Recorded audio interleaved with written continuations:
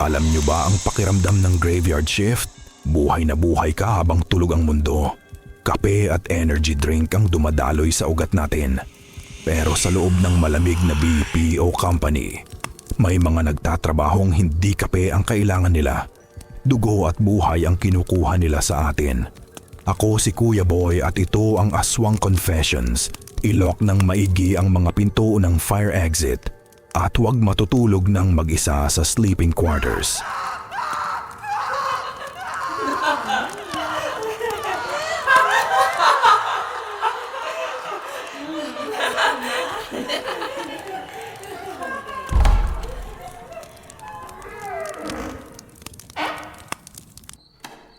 Pumasok ako bilang customer service representative sa Ortigas.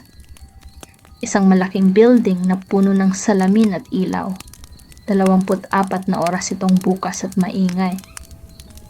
Sabi ko sa sarili ko, ligtas ako rito, walang aswang o halimaw ang papasok sa call center. Pero nakalimutan ko ang isang napakahalagang detalye. Ang mga aswang ay marunong na ring mag-evolve. Nang ika-6 na buwan ko, may bagong na-hire. Isang lalaking nagngangalang Elias ang sumali sa aming team. Matangkad siya, maputla, at palaging tahimik sa sulok. Kahit mainit sa labas, palagi siyang naka-jacket. Nakabutones hanggang leeg ang kanyang mga mahabang manggas. Pero ang pinakanakapagtataka ay ang kanyang mga mata.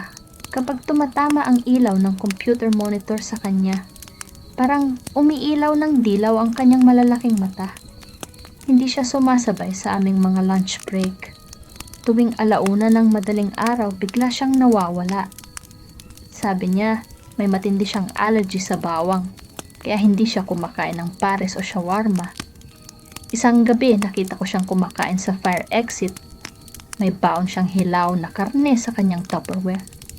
Tumutulo pa ang mapulang dugo sa puting kanin niya. Mabilis niyang itinago ito nang makita niya ako. Ang team leader namin na si Jen ay buntis.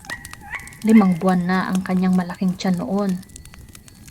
Masigla si Jen at palaging nagdadala ng pagkain.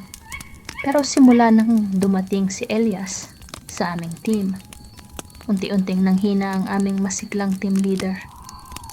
Maputla siya at laging suot ang makapal na jacket. Ang station ni Elias ay nasa mismong likod ni Jen. Tuwing abala kami sa pag-take ng mga calls, nahuhuli ko si Elias na hindi nakatingin sa screen. Nakatitig siya ng malagkit sa batok ni Jen. Tinitilaan niya ang kanyang mga tuyo at putlang labi. Minsan, narinig kong nagrereklamo si Jen sa locker room. Lagi raw sumasakit ang kanyang batok at balikat.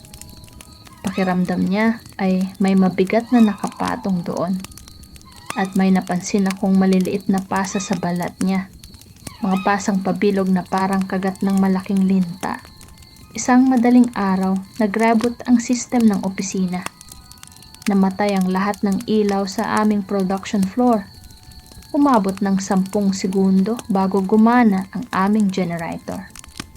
Sa loob ng 10 segundong iyon, sobrang tahimik. Nang bumalik ang ilaw, napasinghap ako sa matinding takot. Nakatayo si Elias sa likod ng upuan ni Jen. Ang ilong niya ay nakadikit sa buhok ng aming leader. Mabilis siyang umupo nang makita niyang nakatingin ako. Kinabukasan ng gabi, sobrang sama ng pakiramdam ni Jen. Nagpaalam siyang matutulog sa sleeping quarters ng kumpanya. Makalipas ang kalahating oras, nag-log out din si Elias. Kinabahan ako kaya mabilis kong sinundan siya sa dilim. Kumuha ako ng matapang na rubbing alcohol sa desk.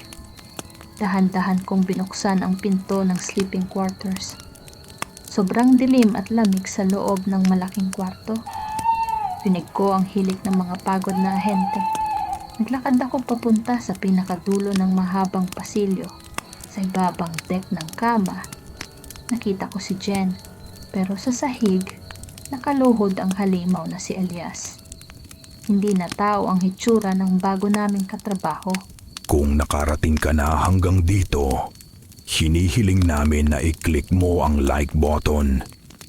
I-share at tulungan kaming maabot ang aming goal na 1,000 subscribers. Napakalaking bagay ng inyong suporta sa amin at lubos kaming nagpapasalamat sa inyo. Maraming salamat. Ang panga niya ay dislocated at nakabuka ng malaki. Punit ang kanyang bibig hanggang sa magkabilang tainga. Ang mga ngipin niya ay parang karayom na matatalas. Mula sa kanyang bibig, may lumabas na mahabang tubo. Isang itim na dilana na nakadikit sa tiyan ni Jen. Humihigop siya ng dugo at buhay mula sa bata. Narinig ko ang basang tunog ng kanyang paglunok. Nanginginig ang buong katawan ni Jen habang walang malay. Tumakbo ako palapit bago pa mahuli ang lahat. Binuksan ko ang bote ng matapang na rubbing alcohol. Ibinuhos ko ito ng direkta sa nakabukang bibig niya. Umalingaw-ngaw ang isang nakakapasong tili sa buong kwarto. Umusok ang balat ni Elias na parang nasusunog.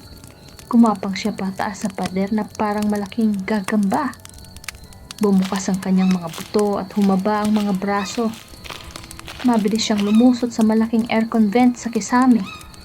Nawala siya sa dilim habang tumutulo ang kanyang dugo. Nagising ang lahat at mabilis na binuksan ang mga ilaw. Isinugod namin si Jen sa pinakamalapit na ospital. Ligtas silang mag-ina pero nawalan siya ng maraming dugo. Si Elias ay hindi na muling nagpakita sa opisina. Nag-awol siya nang walang anumang pasabi sa management. Inutusan ako ng aming HR na linisin ang kanyang locker. Pagbukas ko nito, halos masuka ako sa sobrang baho. Laman ng locker niya ay isang basag na garapon.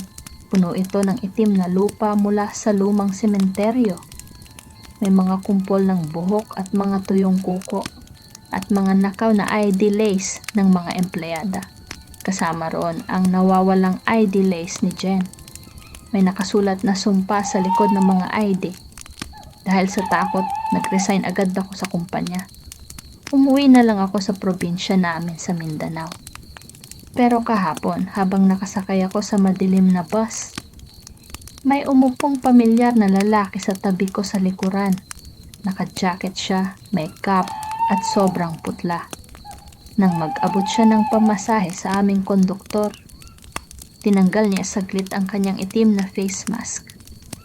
Nakita ko ang malaking marka ng paso sa mukha niya. Paso mula sa ibinuhos kong rubbing alcohol sa opisina.